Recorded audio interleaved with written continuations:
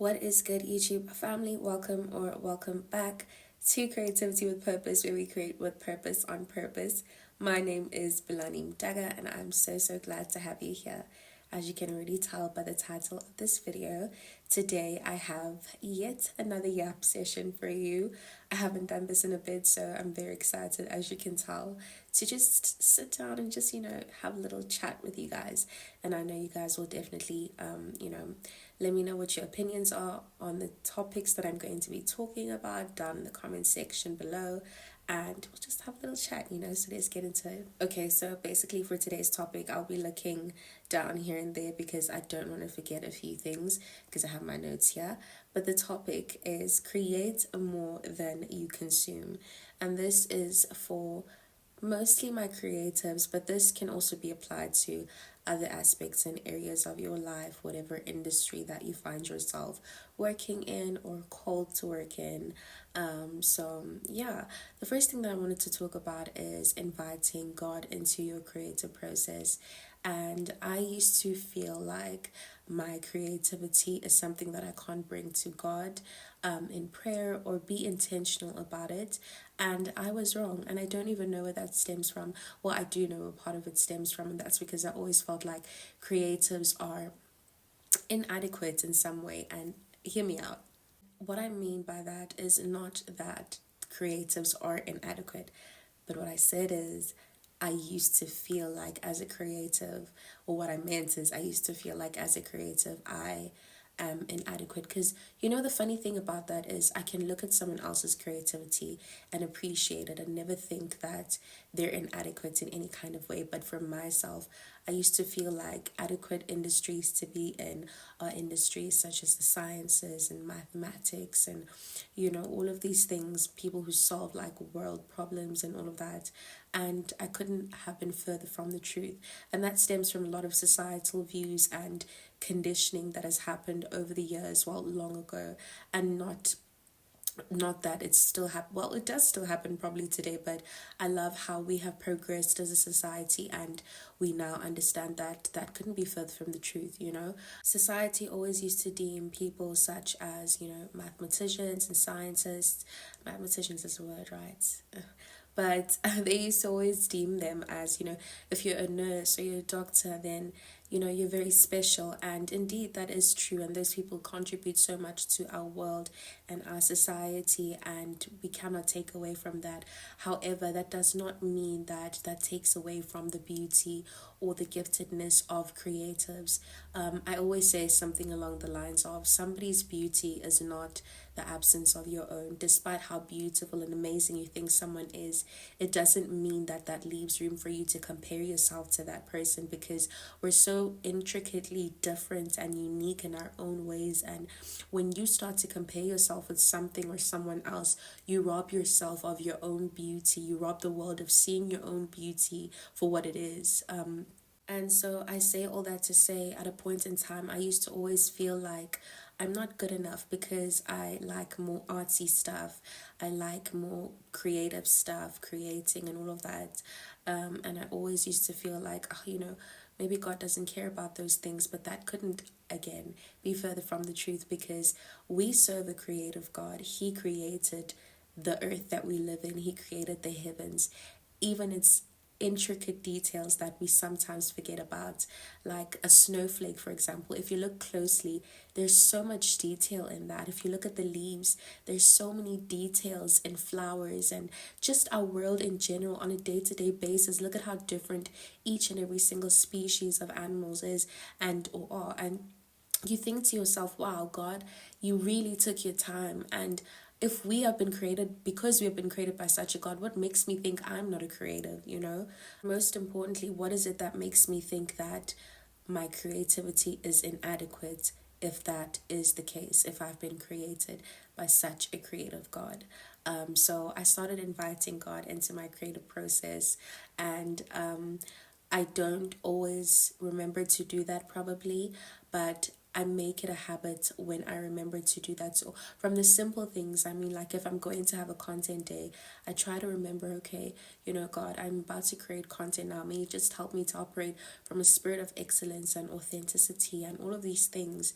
And you know, my creativity has improved so much, and I do believe that the confidence that I've had in my authenticity and finding myself and finding my feet in this space is purely because I've invited God into that space.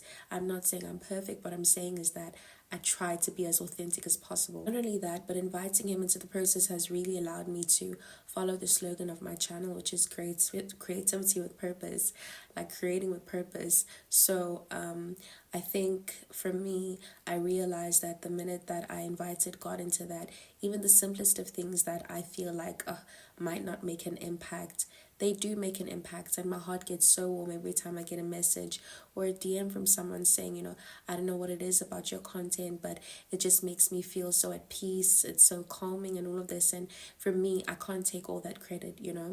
Like I said, I may not always get it right, but what I'm saying is that strive towards inviting God into every single thing you do, including your creativity. And the next point that I wanted to speak about is the illusion of productivity. And that's where the whole title of this video stems from. Create more than you consume. Sometimes, especially social media platforms such as TikTok, our attention span has become so short. We're just so used to scrolling up and mindlessly scrolling, and we don't even know what we're taking in. And sometimes we do it all in the name of looking for inspiration. But when you realize most of the time, the inspiration that you're always saving, you hardly ever execute. And so get to the point where you stop consuming so much and you actually start creating. I used to always convince myself that no, I'm getting inspiration and that's fine. But there needs to be a time where you finally execute and create for yourself. And then the next point is inspiration, not imitation.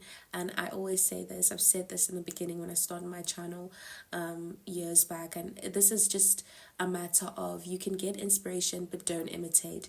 And that's the question again of authenticity, which leads us to that next point. And yes, be authentic. What does being authentic means? It means being true to who God has created you to be. Stop trying to be like person A. Stop trying to be like person B. Because if you are so busy obsessing over being like that person, who's going to be you? Who's going to fill your shoes? The world is waiting for what you have to contribute, because we have all been given specific talents and gifts to touch the world with. I love this saying so much. It was something along the lines of, we all have a language through which we are able or have been gifted to communicate with the world using. And the minute you find that language, the minute you find what your language is, it is so liberating, because you're not trying to be like everyone else. You just take up space just the way that God has intended for you to be. And the last point is plan well, but don't be so rigid. And I love this so much. Also, before I talk about this next point, I realized that in the previously when I started speaking, I said, what does authenticity means? You see, sometimes my brain gets so excited when I'm speaking about these things because I'm so passionate about them, and my brain runs faster than my mouth, and sometimes I jumble up the words, but you get what I'm saying. What authenticity mean? What does authenticity mean is what I meant, not what does authenticity means. But anyways, English is not my first language. But the last point, as I said, is plan, because when you fail to plan, you plan to fail, of course. However, I always plan my content. Like, if you see my notes, I have content for all my platforms, but I'm not so rigid to the point where I don't have room to be flexible. When I think of an idea, I'm not going to not create or execute it just because I haven't written it down, and vice versa. If I feel like maybe this won't work, then it's fine, I let it go. So never get so rigid in your creative process to the point where your mind can't be flexible to think of different ideas or think outside of the box. And that's why I'm very skeptical when it comes to the conversation of having a niche. I feel like you can have very many different things that you like and that you figure out along the way. I always say at least have 4 things that you like, but don't think that you have to have one particular niche that people know you for, because you're going to get bored and people are going to get bored as well. So allow yourself room to grow and evolve as a person, because in as much as you're a creative, you're also a person who is growing, a person who's learning themselves, a person who's learning what they like, what they don't like. Maybe the things that you used to like last year are not the same things that you like now. So leave yourself that room to be flexible. But yeah, that's about it, guys. Let me know what you think about some of these points. If you have something to add or to comment on, please feel free to do so down below. But yeah, guys, thank you so much for watching this video if you've made it to this point. And if you enjoyed it, please don't forget to like, comment, share, as well as subscribe. And turn on those notification bells so you know every single time that I upload another video.